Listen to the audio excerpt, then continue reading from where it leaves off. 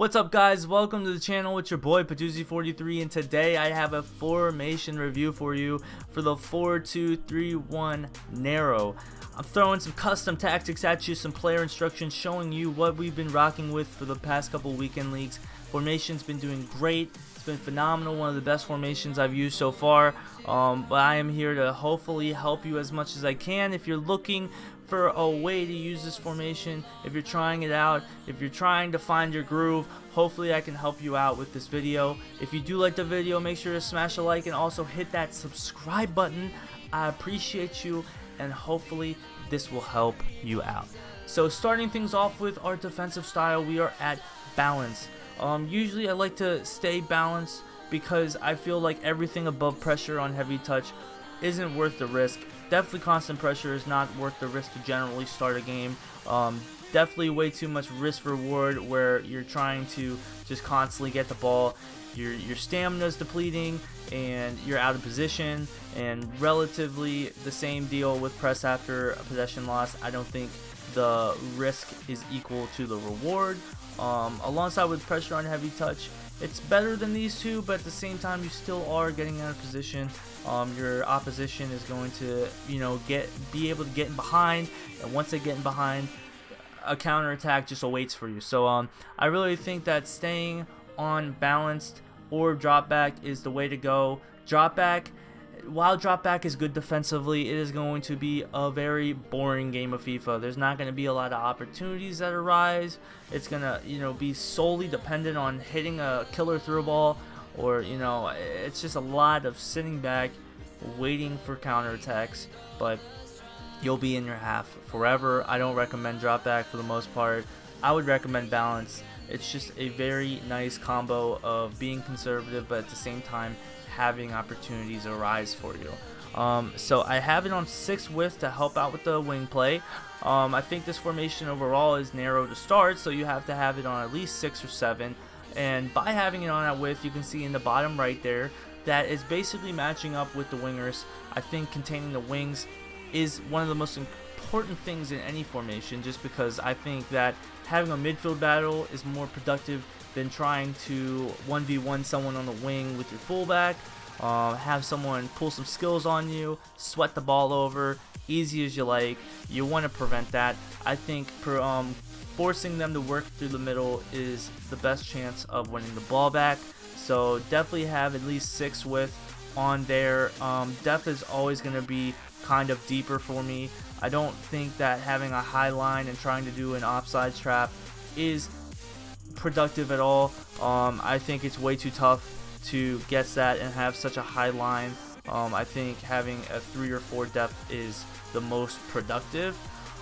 So that is how I run my defense. Now moving on to my attack, we are on long ball, and basically the way long ball works, at least for me, is I kind of do like a couple 1-2 passes, wait for a killer through ball to opportunity to arise, and then whenever that happens for either my outside cams or for my striker, that's when we attack. I want to move the ball into their own end, put some pressure on them, and see if I can make an opportunity happen. Long ball does make that happen, and it's been working pretty well for me.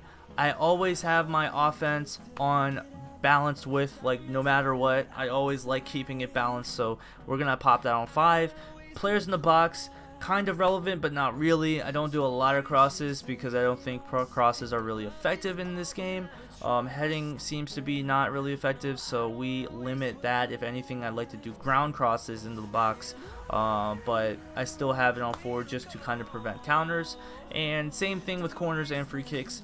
Both of them are kind of on 1 just to prevent any counterattacks. Corners are usually taken short, and free kicks are usually just taken at goal. So for the most part, all of that is just to prevent counterattacks. Moving on to player instructions, we're going to start with the striker. So we're going to start with a stay central, getting behind, and stay forward striker. I have it on stay forward because I want him to be available for counterattacks. Malin, my striker, so basically, pop a striker that's pretty pacey. I think that works best.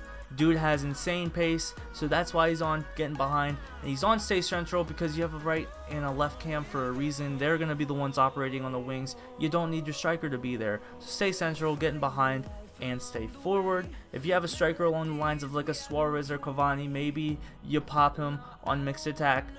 But get yourself a pacey striker here. Put him on getting behind. You won't regret it. So we're looking at the left and right cam here with Eden Hazard and Bernardo Silva. High pace, high dribbling, maestros on the wing here. I have both of them on everything basic, but defensive support is on comeback on defense. I have that relating to the wing play of containing any sort of wing play from my opponent. I think that if you are getting in the process of getting countered, both of your cams pulling back and helping your fullbacks contain the wing is really crucial, at least for me in defending. So that's why I have both of them come back on defense, as well as both of them have the pace to push back upfield if I'm countering. So I think it works out with having both of them on comeback on defense the most. I think it's the most productive way to have both of them running for defense. And now we are at our CDMs. So obviously one of these is Zidane and one of them is Nainggolan. One is much more defensive than the other, and so the more defensive CDM, these are going to be the tactics for you. You're going to put them on balanced defense, stay back while attacking, conservative interceptions, and cover center. So both of these CDMs are going to be on cover center because you have your right and your left cam both coming back on defense, so you don't need your CDMs to move to the wing. You want them to stay central because their cams are forcing the middle, and then you're going to have Raja Nainggolan and Zidane taking the ball back and forcing it the other way. So Zidane being the more box-to-box midfielder with the playmaking ability, you're going to have him on cut passing lanes, balanced attack, normal interceptions, and cover center, obviously.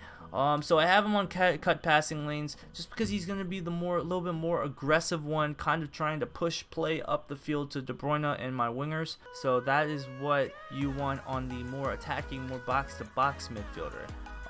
And then alongside my fullbacks, both of them are on stay back while attacking.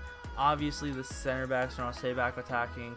You want as much help as you can get when countering, so I have both of our fullbacks staying back while attacking to help counter the wing play. So now we are going to get into some gameplay to show you how this formation works. Alright, so in this first clip, it's going to be an example of just a nice ball movement and the availability of the wing right here. You can see the long ball right here, the pass I'm talking about, waiting for that long ball to the striker or winger, pass that inside, De Bruyne being the guy to hit that crucial pass. You really want that center cam to be the best because that's the type of stuff that they do. And now we have a little bit of a deep possession, but just the positioning of the CDM and the tactics of Nainggolan going in for that interception, and then a nice counterattack out of this. De Bruyne does get a good opportunity right here. It just gets unfortunately blocked, but just an example of what the build-up play is like.